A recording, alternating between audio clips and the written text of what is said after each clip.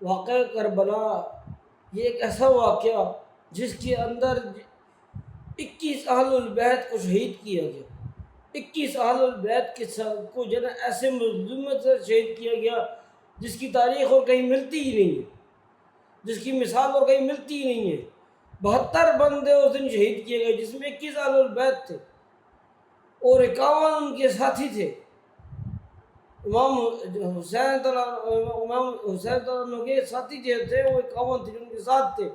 اور 21 اہل البیت یعنی جو ان کے گھر کے افراد تھے ان کو شہید کیا گیا۔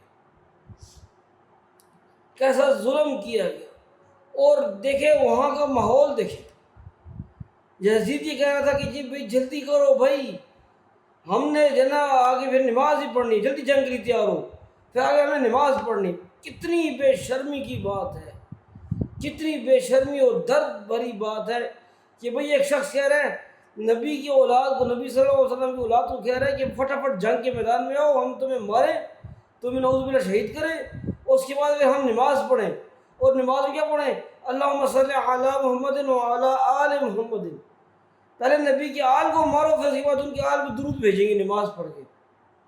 کیا وہ نماز قبول ہونی کہ جسے کہ اس نماز سے پہلے کہ آپ جن نبی کے آل کو مار کے ان کو شہید کر کے اس کے بعد آپ ان کے آل پہ درود بھیج رہے ہو؟ اس طرح نماز قبول ہوتی ہے کہ آپ نبی کے آل کو مار کے پھر جناب نماز پڑھ رہے ہو؟ ایسا ظلم ان کے ساتھ کیا کہ ان کے لیے پانی بند، خوراک کا نظام بند، ظلم کی انتہا ڈھا دی، بچوں تک کو نہیں چھوڑا، چھوٹے سے چھوٹے بچے تک کو نہیں چھوڑا۔ حضرت علی تعالیٰ عنہ کے 9 بچے شہید ہوئے اس کے اندر۔ ایک تو حضرت جنا فاطمہ کی طرف سے تھے نا حضرت حسین تعالیٰ عنہ، اور باقی جو 8 تھے وہ دوسری بیگم سے تھے۔ 9 بچوں کو شہید کیا گیا، پھر جنا ان کے پوتے پوتوں کو بھی شہید کیا گیا۔ کتنا ظلم، کتنی زیادتی کی! امام حسین کے بچے بھی شہید ہوئے، امام حسن کے بچے بھی شہید ہوئے، امام زین العابدین کے بچے شہید ہوئے۔ یہ جتنے بھی بھائی تھے جو عقیل تھے ان کے بچے بھی شہید ہوئے۔ یہ عقیل جو ہیں یہ حضرت علی تعالیٰ عنہ کے جو ہیں وہ بھائی ہیں، حضور اکرم صلی اللہ علیہ وسلم کے کزن بھی ہے، کزن بنتے ہیں۔ جیسے حضرت علی تعالیٰ عنہ حضور صلی اللہ علیہ وسلم کے کزن ہے، جیسے حضرت عقیل تعالیٰ عنہ یہ بھی جناب حضور اکرم صلی اللہ علیہ وسلم کے کزن ہے۔ بہرحال کتنا ظلم کیا گیا، اہل البیت تک کو نہیں چھوڑا۔ وہ تو آئے تھے بات کرنے کے لیے، وقت دیکھنے کے لیے، چیز کے لیے، ان کو کوفے والوں نے بلایا کہ بھئی آپ آؤ ہمارے پاس، ہم آپ کا ساتھ دیں گے، انشاءاللہ حکومت آپ کی ہوگی۔ ایک ظالم کی حکومت کے خلاف وہ کھڑے ہوئے، ایک ظالم کے خلاف کھڑے ہوئے، آئے بات کی، لیکن وہاں پر جب جنگ کا ماحول بنا دیا، کتنا ظلم کیا گیا۔ جب جناب حضرت حسین عنہ کو جب پتہ چلا کہ بھئی انہی کے ایک جو ہے ساتھی جو ہیں اس کو شہید کر دیا گیا، ان کے ایک ساتھی کو شہید کر دیا گیا ہے، تو انہوں نے کہا جی واپسی ہوئی، یہاں پہ تو جناب مجھے جنگ کی بو آ رہی ہے، وہ واپسی کرنے لگے تھے۔ لیکن ان کے ایک ساتھی تھے جنہوں نے کہا کہ بھئی کہ میرے جو والد صاحب ہیں ان کو شہید کیا گیا، میں نے تو بدلہ لینا۔ تو امام حسین عنہ ان کے ساتھ پھر گئے کہ بھئی یہ ہمارے ساتھ دے رہے، تو اگر ان کے والد صاحب اگر شہید ہو گئے، ان کو شہید کیے گئے، تو میں بھی ان کے ساتھ ہوں۔ وہ نکل گئے وہاں پر، پھر ان کو راستے میں روکا گیا، کتنے ظلم کیا گیا، کتنی دفعہ امام حسین عنہ نے پیغام بھیجے، بہت کوشش کی ان کو سمجھانے کی، منانے کی، بات کرنے کی، لیکن کہیں کوئی فائدہ نہیں۔ ایک جو ان کا جو یزید کے طرف سے جو جنرل تھا، جو مطلب یزید کی طرف سے جو بندے جو تھے، ان میں ایک جو ہے وہ اہل البیت کی جنہیں بڑی عزت اور قدر کرتا تھا۔ جنرل تھا، ان کو کون تھا، بڑی ان کی عزت کرتا تھا، ان کی خاطر کرتا تھا، وہ ان کے لیے راستے نکال رہا تھا۔ وہ جنرل جو ہے وہ ان کے لیے راستے نکال رہا تھا، ان کے لیے آسانی کرتا تھا، ان کے لیے کوئی نہ کوئی ان کی عزت اور قدر کرتا تھا، ان کے احترام کرتا تھا۔ یزید نے اس کو ہٹا دیا۔ پھر وہ شمر بغیرت ایسا انسان کہ اس نے جتنا ظلم کیا، ذرا سا بھی اس نے اہل البیت نے سوچا کہ یہ نبی کی ہمارے نبی صلی اللہ علیہ وسلم کی اولاد ہے، ان کو ہم جنہیں سیٹ کے لیے، کرسی کے لیے، سیاست کے لیے مار رہے ہیں، اپنی حکومت کے لیے ان کو مارے، شہید کرے، نعوذ باللہ، اللہ معاف کرے، ذرا سا اس کو خیال نہیں ہے، اتنا ظالم انسان۔ پھر وہ شخص جس نے، جو حضرت عبداللہ جو تھے امام حسین رضی اللہ عنہ کے سب سے چھوٹے بیٹے، جن کو انہوں نے گود میں اٹھایا ہوا تھا، ان کو شہید کر دیا، اس بچے تک کو نہیں چھوڑا۔ امام حسین رضی اللہ عنہ وہ تو یہ سوچ رہے تھے کہ بچہ دیکھ کر شاید کہ کوئی جنہ وہ طرز کھا جائے کہ بھئی یہ بچہ جو ہے، چلو یار بچہ بندے نے ہاتھ اٹھایا ہوا ہے، یار ہم ان کو چھوڑ دیں، نہیں۔ ان کی اس جو یزید کی گروپ جو تھا، اس میں سے ایک بندے نے، بغیرت نے ایسا نیزہ مارا کہ وہ بچے کو بھی شہید کر دیا، خون ابل کے امام حسین رضی اللہ عنہ کے ہاتھ میں، اور وہ اللہ سے کہہ رہے ہیں یا اللہ اگر تو اس پہ راضی ہے تو میں بھی راضی ہوں۔ ایسی سخت آزمائش۔ تمام صحابہ میں جو مظلوم جس کو ہم کہہ سکتے ہیں اچھی حقیقت، حقیقی معاملے میں، حقیقت کے اندر، وہ حضرت علی رضی اللہ عنہ ہے کہ ان کی اولاد کو کیسے خون بہایا گیا، ان کے 9 بچوں کو شہید کیا گیا، ان کے پوتے پوتیوں کو شہید کیا گیا، ان کے پوتوں کو شہید کیا گیا، ان کے پوتیوں کو نقصان پہنچایا گیا۔ حضرت زینب رضی اللہ عنہ سے کیا سلوک کیا لوگ، حضرت زینب رضی اللہ عنہ کے ساتھ کیا سلوک کیا، دوپٹہ تک نعوذ باللہ اللہ معاف کر سر سے ہٹا دیا۔ کتنی شرم کی بات ہے، نبی کی پوتی کے ساتھ، نواسی کے ساتھ یہ حشر ہو رہا ہے، اتنا ظلم، اتنی زیادتی۔ اور پھر آگے نماز درشی پڑھیں گے، اللہم صلی علی محمد وعلی آل محمد، ہم نبی پہ بھی یہ نا درود بھیجتے ہیں، اس کی آل اس کی اولاد بھی ہم درود بھیجتے ہیں۔ پھر اس کے بعد وہ دیکھو وہ بے غیرت، وہ ان میں ایک جو ہے وہ امام حسین رضی اللہ عنہ کی جو ہے وہ ہونٹوں کے اوپر چھڑی مار ان کو شہید کرنے کے بعد، تو ایک جو ان کے جو ساتھی جو تھے، انہوں نے کہا، امام حسین رضی اللہ عنہ کے ساتھیوں میں سے ایک نے کہا کہ نہ کر بھائی شرم، ہونٹوں کو نبی صلی اللہ علیہ وسلم کے ہونٹوں سے چومتے ہوئے دیکھے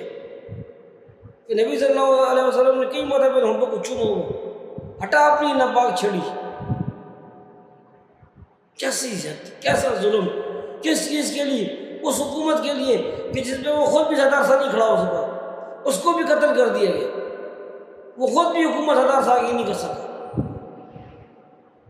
اور جو اس کا بیٹا تھا، اس نے تھوڑا بہت حکومت سنبھالی، پھر اسے کہا جی میں بھی نہیں سنبھالتا، میں اس کرسی پہ نہیں بیٹھ سکتا، میں اس تخت پہ نہیں بیٹھ سکتا جس کی اہل البیت کا جو ہے وہ خون بہایا گیا، میں اس تخت پہ نہیں بیٹھ سکتا۔ اس کے بیٹے نے کہا کہ جی میرا باپ ظالم تھا۔ تو اصل کامیابی کسی ہوئی؟ حضرت علی رضی اللہ عنہ اور ان کی اولاد کی ہوئی، کہ ان کی اولاد کو یہ کہنے کی ضرورت نہیں پڑی کہ ہمارا باپ نعوذ باللہ ظالم تھے، کیونکہ ان کے والد تو حضرت علی رضی اللہ عنہ تھے، ان سے اچھا انسان وہ کون ہوگا؟ دیکھو اللہ نے جیت دین کو دی، فتح جو ہے دین کو دی، اسلام کو دی، دین پہ چلنے والوں کو دی، اور اس بے غیرت یزید کو اور اس کے جو ماننے والے تھے ان کو اللہ تعالیٰ نے رسوا کر دیا۔ آج جو ہے نا وہ اللہ تعالیٰ یہاں حساب دے رہے ہو کہ اللہ تعالیٰ کے پیارے حبیب کو اولادوں کے ساتھ جو ظلم کیا، ان سے شہید کیے، کیوں کیے، کس مقصد سے شہید کیے؟ جس اولاد کے پیر دھو کے پینے چاہیے تھے کہ جانا یہ نبی کی اولاد ہے، ہم نے اس کی خدمت کرنی ہے، ہم نے ان کی بات مان کر چلنا ہے، ان کے پیچھے چلنا ہے، ان کی پیروی کرنی ہے، اسی نبی کی اولاد کو کاٹ دیا، بھوکا پیاسا رکھا ہے ان کو، زیادتیوں پر زیادتیاں کی، جتنے ظلم ڈھائے گئے۔ انہوں نے نماز کے لیے وقت مانگا، امام حسین انہوں نے نماز کے لیے وقت مانگا تو نماز کے لیے وقت بھی نہیں دیا ان کو کہ بھئی ہم تو جنگ کریں گے۔ امام حسین نے کہا ٹھیک ہے تم جنگ کرو، ہم تو نماز پڑھیں گے۔ انہوں نے اس حالت میں بھی نماز نہیں چھوڑی، وہ چھوڑ سکتے تھے، ان کے پاس عذر تھا، لیکن انہوں نے اس حالت میں بھی نماز نہیں چھوڑی، نماز انہوں نے پڑھی۔ ان کا آدھے بندے نماز پڑھو، آدھے جنگ لڑیں گے، جو نماز پڑھنے والے وہ نماز سے پڑھے ہوں گے، پھر وہ جنگ لڑیں گے، جو جنگ لڑ رہے تھے وہ نماز پڑھے۔ ظہر کی نماز پڑھی، اثر سے پہلے سب کے جناب وہ سر کٹ کے نیزوں پہ لٹکا دیے گئے تھے، ایک بھی نہیں بچا۔ لیکن انہوں نے ماشاء جاتے جاتے دیکھو نا کتنے یزید کے جناب وہ ساتھیوں کو ختم کیا، ایک جگہ سے گھستے تھے کاٹتے جاتے تھے، دوسرے سرے سے باہر نکلتے تھے کاٹ کے، ایسے اللہ نے ان کو ہمت دی تھی۔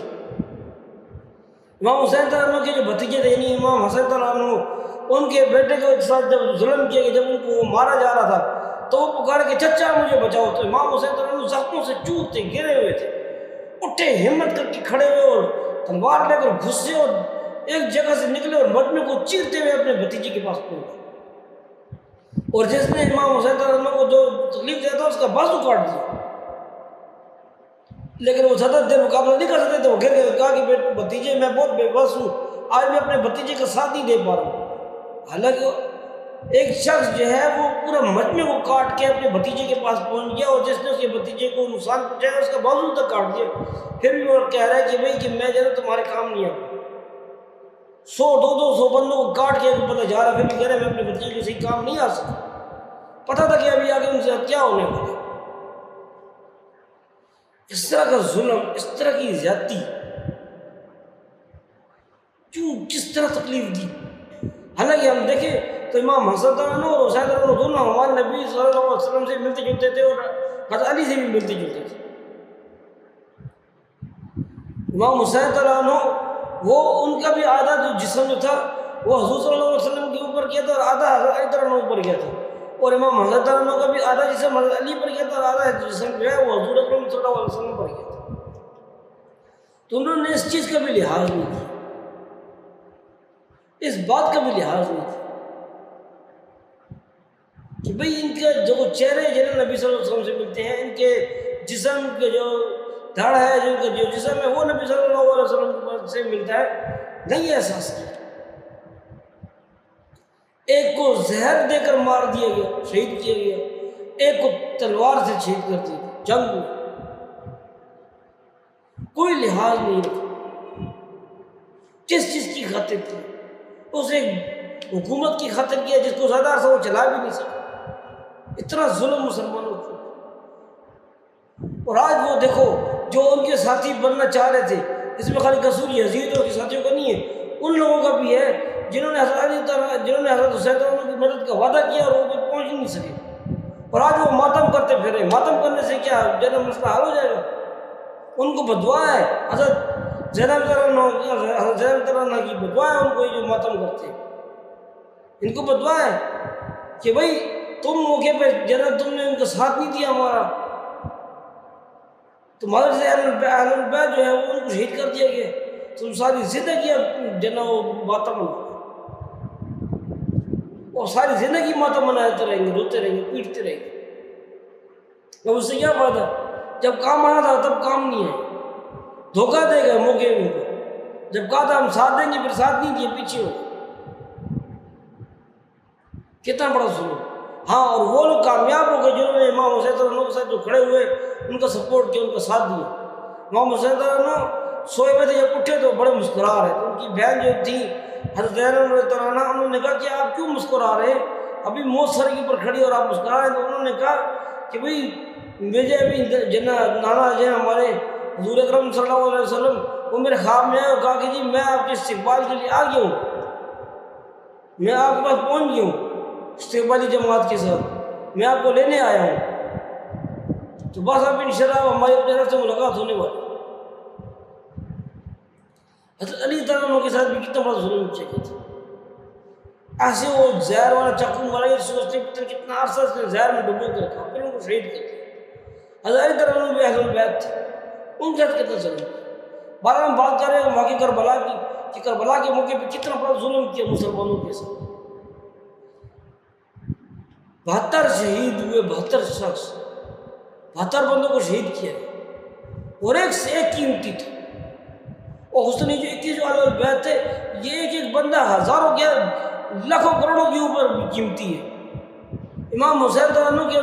مقابلے کے کوئی 1 کروڑ بندے بھی کیا ان کا مقابلہ کر سکتے ہیں، ان کی بندے بھی کیا ان کا مقابلہ کر سکتے ہیں، ان کی مقام کا مقابلہ کر سکتے ہیں۔ اگر امام حسین رضی اللہ عنہ کی جان بچانے کے لیے اگر 1 کروڑ بندے کی اگر جو ہے نا وہ جان اگر داؤ میں رکھا جاتی تو کیا وہ کثرت نہیں تھی؟ کبھی بھی نہیں۔ امام حسین رضی اللہ عنہ کی جو اہمیت ہے، جو ان کا رتبہ اللہ نے ان کو دیا ہوا تھا، وہ کوئی چھوٹا رتبہ نہیں تھا، کروڑوں بندوں کے اوپر جناب ان کا جو رتبہ ہے وہ حاوی ہے، وہ نبی صلی اللہ علیہ وسلم کے نواسے ہیں، ہم جیسے ان کی خاک کے برابر بھی نہیں، اور جنہوں نے مار دی نعوذ باللہ ان کو شہید کیا، ان کو دیکھو ان کی کیا اوقات ہے؟ کچھ بھی نہیں ہے۔ لیکن اللہ نے اس کی یزید کے اوپر نحوست لکھی ہوئی تھی کہ اس نے یہ کام کرنا ہے اور پھر اس کو عذاب بھی اس کے اوپر۔ آج کوئی بھی یزید کا نام خوشی سے نہیں لیتا، محبت سے نہیں لیتا۔ کسی بندے اپنے بچے کا نام یزید رکھا ہو، لیکن آج 100 میں سے 99 گھروں میں بچوں کا نام حسن اور حسین رکھا جاتا ہے، علی رکھا جاتا ہے۔ کیوں؟ کیونکہ وہ اللہ کی مان کر چلے تھے، انہوں نے شہید ہونے تک، آخری وقت تک دین کو پکڑا تھا، دین کو نہیں چھوڑا، حق کے ساتھ دی، حق کے لیے کھڑے ہوئے، حق کے لیے لڑے۔ وہ چاہتے تھے وہ سمجھوتا کر سکتے تھے، وہ چاہتے تو اس کی بیعت کر سکتے تھے یزید کی، لیکن امام حسین پر انہوں نے بیعت نہیں کی، اس کی بیعت کر لیتے تو جان بچ جاتی، لیکن انہوں نے اس کی بیعت نہ کی اور نہ کرنا چاہیے،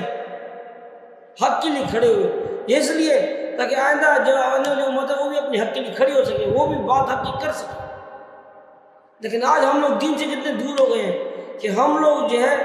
اتنا دین سے دور ہو چکے ہیں کہ اس ٹائم ہم آپس میں الجھنے پہ لگے ہوئے ہیں۔ اس ٹائم ہمارے دل میں موت کا خوف ہے، غیر کا خوف ہے، غیر اللہ کا خوف ہے، کفار کا خوف بیٹھا ہوا ہے، یہود و نصارہ کا خوف بیٹھا ہوا ہے۔ ہمارے اندر سے ایمان کا جو جذبہ ہے وہ جذبہ اب نہیں ہے جو ہونا چاہیے تھا، جو جذبہ جو ہے حضور صلی اللہ علیہ وسلم اور ان کی اہل البیت میں تھا، جو اس ٹائم میں صحابہ کرام میں تھا، جو تابعین میں تھا، وہ جذبہ، وہ ولولہ، وہ جوش وہ ہمارے اندر ہے ہی نہیں۔ دین کی جو فکر ان کی دونوں کے دلوں میں تھی وہ فکر تو ہمارے دلوں میں ہے ہی نہیں، اس وجہ سے آج ہم کمزور ہو کے بیٹھے۔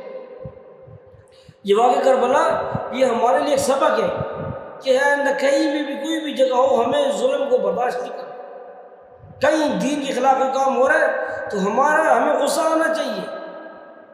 ہمارا دل جو ہے اس کو رونا چاہیے کہ یہاں پہ دین ٹوٹ رہا ہے، وہاں پہ دین کو بچانے کی کوشش کرنی ہے، ہمیں اسلام کا ساتھ دینا ہے، اسلام کے اوپر چلنا ہے، اسلام کے حساب سے چلنا ہے، اللہ کی مان کر چلنی ہو، جہاں جہاں ضرورت ہو، جہاں حق اور سچ کے ساتھ دینا ہو فوراً جا کے ہم حق اور سچ کا ساتھ دیں، ہم جھوٹ کے خلاف جائیں اور حق اور سچ کے ساتھ کھڑے ہوں۔ یہ واقعہ کربلا بتانے کا مقصد ہی یہی ہے۔ آج ہم جو کچھ ہم کر رہے ہیں، آج جس سے کہ ہم زندگی گزار رہے ہیں، ہم تو ایک جنت چھوٹا سا پٹاخہ بھی نہیں پھوڑ سکتے مسلمانوں کی، تو ہم مسلمانوں کا ساتھ کیا دیں گے؟ ہم جو ہمارے مسلمان جو بیچارے تکلیف ہیں ہم ان کی کیا کام آئیں گے؟